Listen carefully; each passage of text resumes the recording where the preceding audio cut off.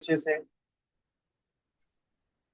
दूसरा हमारे पास एक और मोस्ट इम्पोर्टेंट क्वेश्चन है, पाकिस्तान करंट अफेयर के पार्ट है जी, रीड करने शाबाश।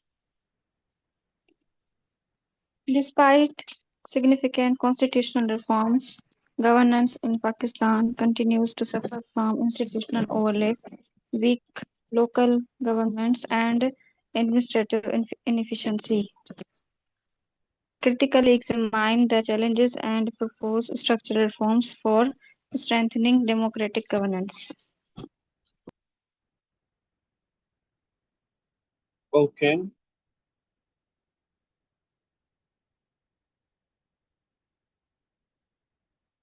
तो इससे आपको क्या समझ में आ रहा है, मतलब इस टॉपिक में वो क्या कहना चाह रहे हैं? तो सबसे पहले हमने, जैसे मैंने बताया, टॉपिक को क्या करना है, हमने ब्रेक डाउन करना है। वो पूछना चाह रहा है कि कॉन्स्टिट्यूशनल के जो रिफॉर्म्स हैं या जो सिग्निफिकेंट कॉन्स्टिट्यूशनल रिफॉर्म्स हैं, उसके बाद काम हो रहा है गवर्नेंस इन पाकिस्तान में कंटिन्यूसली सफर कर रहा है इंस्टीट्यूशनल ओवरलैप, ठीक है, ओवरलैप कर रहा है, ठीक है। उसके बाद वीक लोकल हमारे पास गवर्नमेंट है एंड एडमिनिस्ट्रेशन एडमिनिस्ट्रेटिव इनसफिशिएंसी। उसके बाद उसका पार्ट दूसरा है, क्रिटिकल एग्जामिन करें the challenges and purpose of the structural reforms for the strengthening democratic governance. पहले पार्ट में उसने पूछा है कि जो उसके सिंपलिस्टिक कॉन्स्टिट्यूशनल रिफॉर्म्स हैं वो बताएं, governance in Pakistan continuous you, उसके बाद जो ओवरलैप कर रहा है या इंस्टीट्यूशनल ओवरलैप कर रहा है लोकल गवर्नमेंट में, एडमिनिस्ट्रेशन में, ठीक है, ब्यूरोक्रेसी में, तो उसकी क्रिटिकल मैंने चैलेंजेस कौन थे, उनका मेन पर्पस क्या है, स्ट्रक्चरल रिफॉर्म्स कौन से हैं जो कि वो डेमोक्रेटिक गवर्नेंस को स्ट्रेंथ करें। हमने टॉपिक को ब्रेक डाउन कर लिया, अब आप जाते टॉपिक की तरफ। टॉपिक पूछ रहा है कि democratic governance is not merely conduct of the elections. It means constitutional supremacy, institutional balance, rule of law, accountability, administrations, and effective delivery of the public service. Pakistan has repeatedly attempted the constitutional and institutional reforms, yet the governors defect presidents because reforms change the institutions on the one paper with the on paper without sufficiently strengthening institutional capacity, accountability, decentralization. हमने सबसे पहले क्या किया, हमने democratic governance को थोड़ा सा explain किया कि वो उसका काम नहीं है कि वो सिर्फ कंडक्ट इलेक्शन करें, उसका मेन पर्पस क्या है ये हमने पहले पर्पस बताया, ठीक है, टॉपिक को हिट करने के लिए। उसके बाद जो टॉपिक की रिक्वायरमेंट थी पाकिस्तान के बारे में, हमने वो बताना यहाँ से शुरू कर दिया। ये देखें, तो उसके बाद सिग्निफिकेंटली कौन से हैं, ये टॉपिक का जो पहला पार्ट था, स्टार्टिंग वाली पॉइंट, हमने उससे बताना शुरू किया। अब यहाँ पर मैंने लिया कि सी से एग्जामिनर आपसे क्या मांगता है, वो आपसे डिमांड किस चीज की करना चाहता है, कि आपने कनेक्ट करना है गवर्नेंस को विथ इंस्टीट्यूशनल स्ट्रक्चर, ठीक है। और उसने 2024 के पेपर में ये पूछा हुआ था कि कैंडिडेट इवोल्यूट करने new national units better than governance and development, while other questions linked with corruption, terrorism, climate governance, regional insecurity and capacity। मतलब उसने जो आपसे पूछा हुआ है हमने उसके बारे में पूछा। लास्ट ईयर उसने 2024 में टॉपिक कुछ और पूछा हुआ था, ठीक है। तो उसमें हमने क्या किन चीजों को लिंक किया था, अब जो वो पूछना चाह रहा है वो किस चीज से पूछना चाह रहा है, कि हमने इनिशिएशन को विदाउट पेपर स्ट्रेंथ और इंस्टेंट कैपेसिटी, अकाउंटेबिलिटी और डिसेंट्रलाइजेशन के बगैर पॉसिबल नहीं है। तो देखो, लास्ट एग्जाम में उसने क्या पूछा था, अब हमने जो एक्सपेक्टेड क्वेश्चन पूछा हुआ है उसके अकॉर्डिंग पैटर्न वो सेम है सवाल का, जो डिमांड कर रहे हैं हमने उसकी तरफ जा रहे हैं कि वो हमसे क्या पूछना चाह रहा था, हमें क्या लिखना है। ये ना हो कि आप गवर्नर से, डिप्लोमेट से इन चीजों की बात करना शुरू कर दें।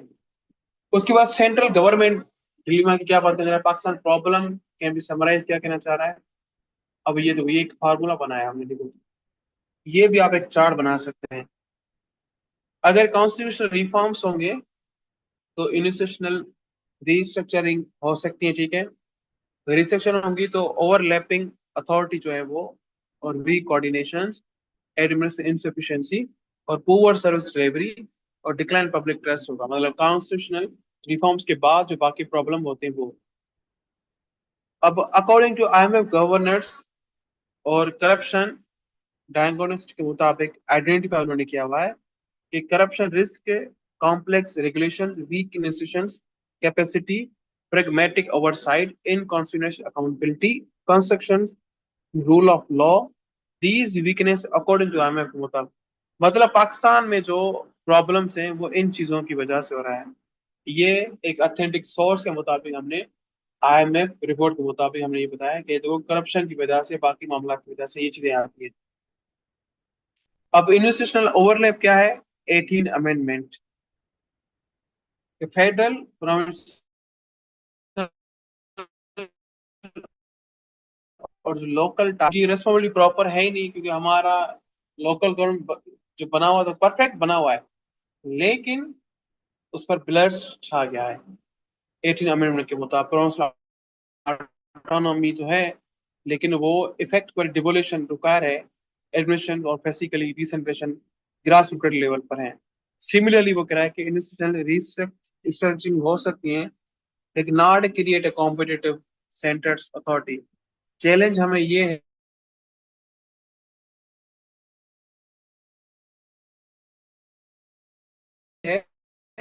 हम कर सकते हैं, ये चीजें बहुत जरूरी हैं। तो सी से एग्जामिनर क्या चाहता है? अब ये देखो, मैंने यहाँ पर डिटेल मेंशन किया हुआ है कि वो क्या आपसे पूछना चाहता है। वो आपसे ये पूछना चाहता है,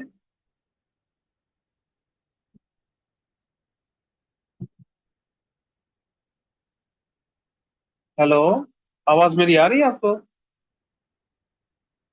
वो कह 2024 में जो क्वेश्चन पूछा गया था, वो create a new national units के बारे में, ठीक है, और integrate relationship between the territorial administration और governance development rather than merely ask students. वो कह रहा है रिप्रोड्यूस आपने करना है कॉन्स्टिट्यूशन प्रोविजनल के हवाले से, ठीक है।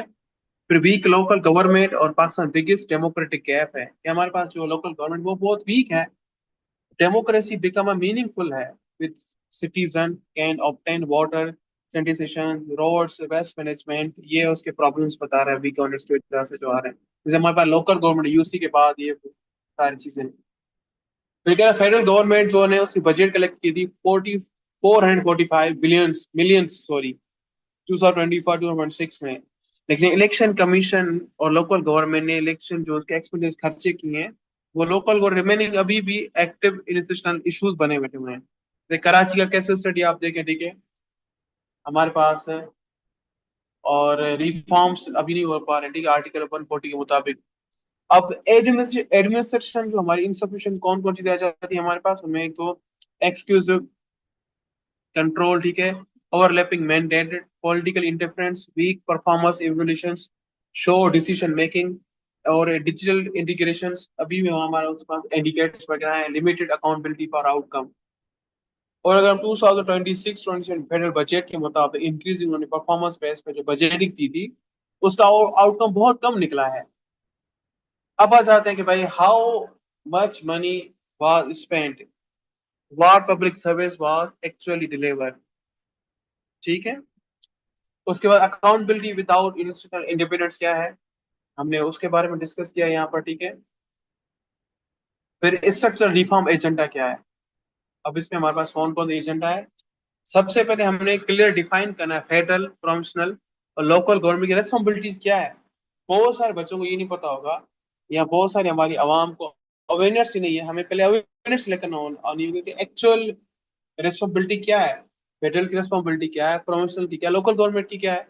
सेकंड, हमने आर्टिकल 140A के थ्रू जो कॉन्स्टिट्यूशन हमने प्रोटेक्ट किया लोकल गवर्नमेंट को, टेनओवर और फंक्शन और फाइनेंस, हमें उस पर काम करना होगा और एस्टेब्लिश करना होगा प्रेडिक्टेबिलिटी प्रोविंशियल फाइनेंशियल कमीशन और मैकेनिज्म के हम किस तरह से ट्रांसफॉर्म कर सकते हैं डिस्ट्रिक्ट और म्यूनिसिपलिटीज के बारे में, ठीक है। फोर्थ, हमें इंट्रोड्यूस करना होगा परफॉर्मेंस कॉन्ट्रैक्ट मेजरेबल कैपी के सीनियर सिविल सर्वेंट।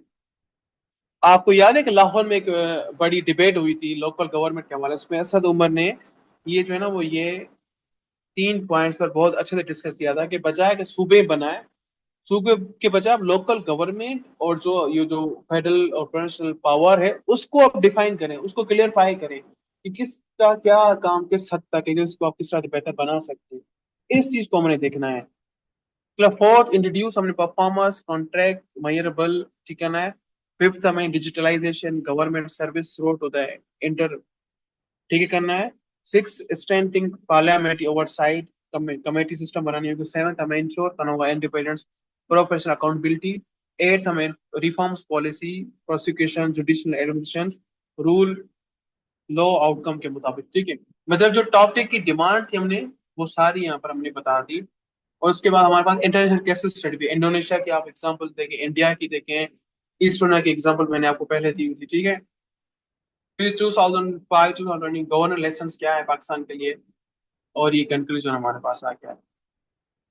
अब देखो एक्चुअल उसकी डिमांड क्या थी, ठीक है, और किस तरह से हमने लॉजिकली टू द पॉइंट हमने रिटन अटेम्प्ट किया है क्वेश्चंस को। अब इसमें भी आप काफी सारे चार्ट्स मैप्स रोड पे बना सकते हैं। मेन पॉइंट क्या है कि आपने टॉपिक को अच्छे से डिकोड करना है, अंडरस्टैंड करना है, समझना है प्रॉपर वन बाय वन, तभी जा चीजें